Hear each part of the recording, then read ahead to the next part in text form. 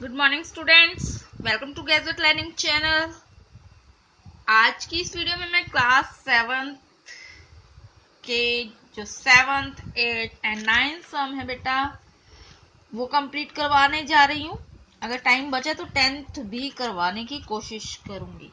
इसके पिछले 7 सम मैंने पिछली वीडियो में कंप्लीट करवाए हैं, तो आप पिछली वीडियो देख सकते हैं सॉल्यूशंस के लिए। आज हम स्टार्ट करेंगे 8 क्वेश्चन। तो 8 क्वेश्चन की आपकी जो डेफिनेशन है, an angle is greater than 45, is it complementary angle greater than 45 और इक्वल टू 45 और लेस देन 45। तो ये आपको बताना है कि क्या ये जो एंगल है 45 का वो कॉम्प्लीमेंट्री एंगल है या ग्रेटर है 45 डिग्री से, या फिर 45 से कम या ज्यादा है। कैसे आपको पता है कि 45 और 45 मिलकर बेटा वो कॉम्प्लीमेंट्री एंगल बनते हैं। तो इसमें अगर एक एंगल आपका 45 का आ रहा है तो दूसरा भी 45 ही होगा। कैसे? तो 8 क्वेश्चन देख लेते हैं। मान लो let a and b, a and b means अगर एक 45 का है दूसरा भी 45 का होगा ना, 90 डिग्री कॉम्प्लीमेंट्री एंगल होता है। एंगल्स 45 और 45 मिलकर क्या बनेंगे बेटा? कॉम्प्लीमेंट्री एंगल बनेंगे ना। कॉम्प्लीमेंट्री एंगल पेयर, जोड़ा बनके तभी तो कॉम्प्लीमेंट्री बनता है। और ए क्या होता है? ए इज ग्रेटर देन बी। ठीक है, ये आपको दे रखा है, या तो ग्रेटर मानो ए को या फिर लेस मान लो। तो ए को हमने ग्रेटर मान लिया, तो ये देखो बेटा ए और बी मिलकर ये कितना होता है? 90 डिग्री का होता है, ये हमें पता है। अगर हमारा ए और बी मिलकर 90 डिग्री बना तो बी हमें निकालना है। तो उसको कैसे निकालेंगे हम? 90 डिग्री में से ए माइनस कर देंगे।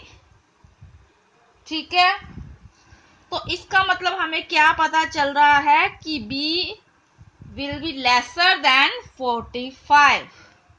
ठीक है, देयरफॉर B क्या हुआ? B होगा 45 डिग्री से कम का, लेसर देन 45 डिग्री। ये हमारा आंसर में हमें इसको करके दिखाना है। ठीक है, इसके बाद 9th क्वेश्चन देख लेते हैं।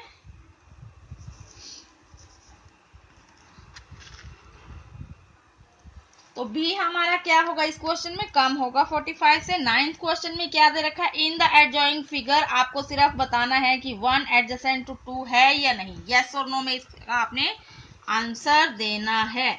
तो क्यों है ये भी बताओ। वैसे तो एक एक नंबर का क्वेश्चन आएंगे, तो यस और नो में आप आंसर देके काम चल जाएगा आपका। बट आपको ये चीज क्लियर होना चाहिए कि एडजेसेंट है तो वो क्यों है, नहीं है तो वो क्यों नहीं है। ठीक है, तो देख लेते हैं। इसी में से ये आपको लाइंस ड्रॉ कर रखी है, एंगल्स।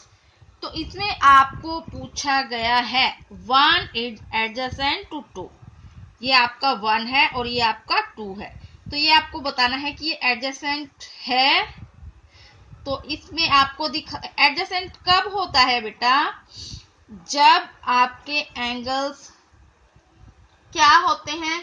कॉमन और वर्टेक्स कॉमन होगी, कॉमन एक आर्म होगी। ठीक है, तब आपका वो एंगल कौन सा होगा बेटा?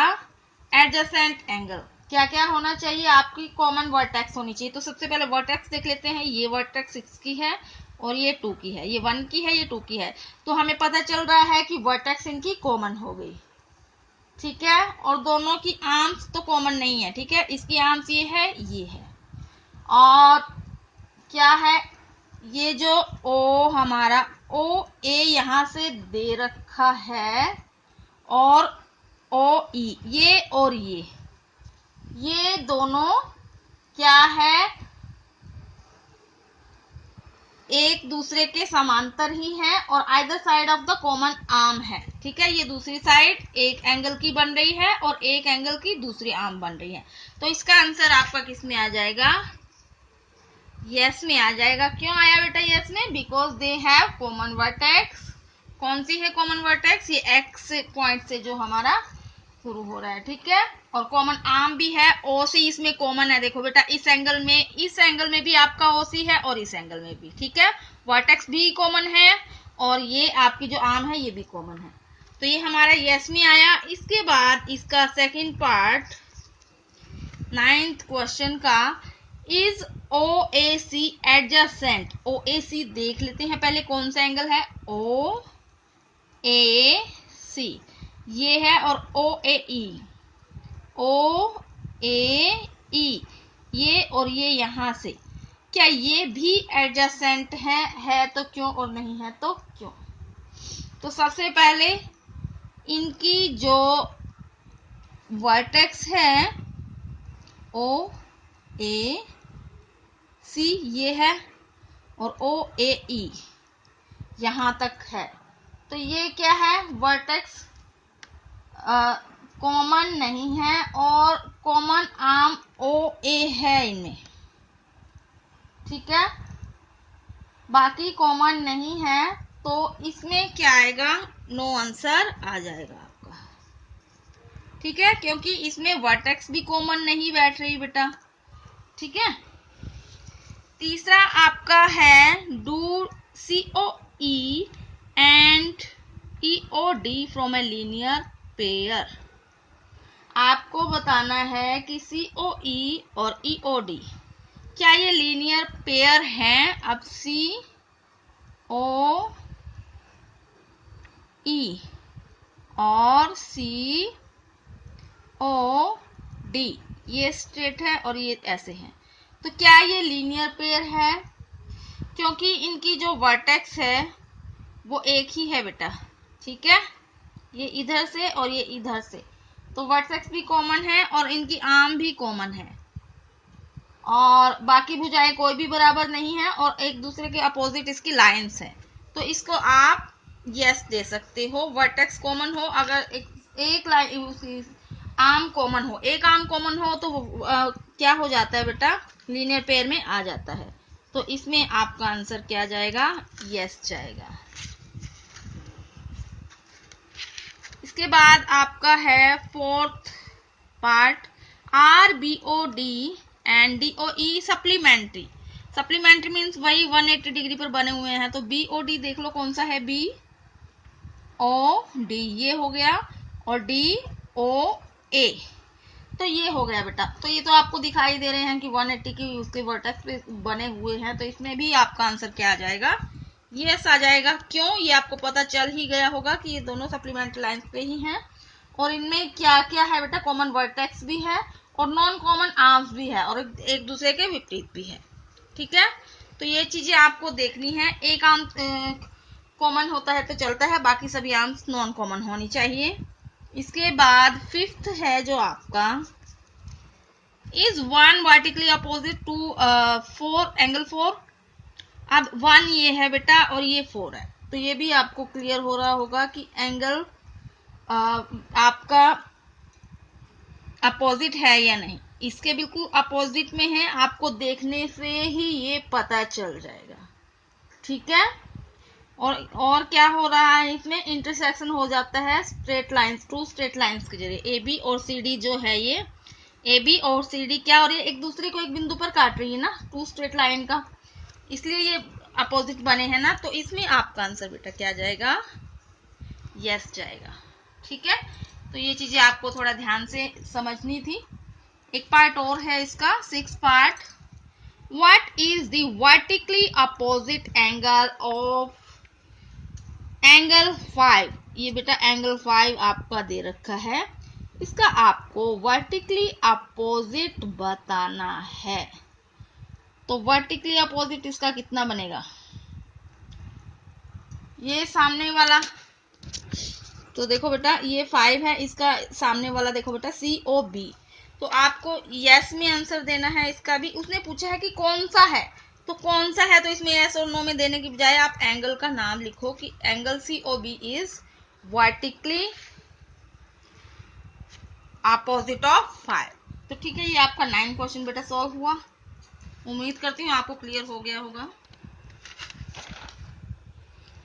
10 क्वेश्चन देख लेते हैं बुक में से। ये आपको 10 क्वेश्चन की बेटा फिगर दे रखी है। इसमें आपको बताना है indicate which pairs of angles are vertically opposite angles. इनमें से आपको क्या क्या बताना है, वर्टिकली अपोजिट कौन कौन से हैं, ठीक है, वर्टेक्स जिनकी अपोजिट साइड में है। तो सबसे पहले एंगल बता देते हैं वर्टिकली अपोजिट कौन कौन से हैं। देखो बेटा 1 4 5, एक तो ये हो गए, और एक साइड में आपके 2 और 3 बनेंगे, ठीक है। ये आपकी इनकी वर्टिकल अपोजिट हो जाएगी, ये अपोजिट में आ गए, ठीक है। हाफ हाफ में जहां पर इंटरसेक्शन हो रखा है, देखो बेटा एक लाइन ये जा रही है, एक लाइन ये जा रही है, तो दिख गए होंगे 1 4 5 एक में है बेटा, और 2 और 3 एंगल्स अलग हैं। तो ये आपके वर्टिकली अपोजिट है। कौन कौन से हैं, 1 एंगल 4 एंड 5। और दूसरी साइड आपके वर्टिकली अपोजिट कौन से हैं, एंगल 2 और 3। प्लस भी दिखा सकते हो 2 + 3, ठीक है, या फिर ऐसे दिखा दो या ऐसे दिखा दो, क्योंकि तीनों ही वर्टिकली अपोजिट।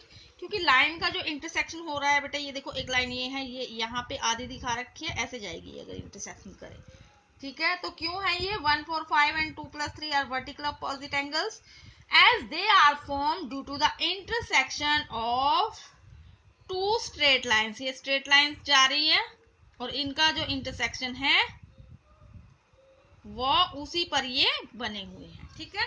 तो ये आपका आंसर 10 क्वेश्चन के फर्स्ट पार्ट का हो गया।